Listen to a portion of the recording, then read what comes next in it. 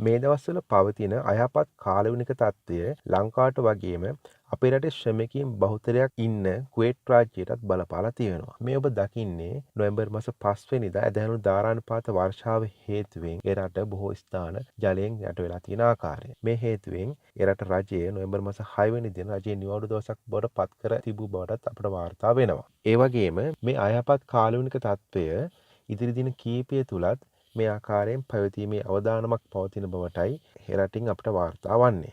මේ හේතුවෙන් අපි ඉල්ලා සිටිනවා ඒ රට වෙසෙන සහෘද ශ්‍රී ලාංකික ජනතාවගෙන් ඉතාමත් අවධානයෙන් කටයුතු කරන ලෙසට.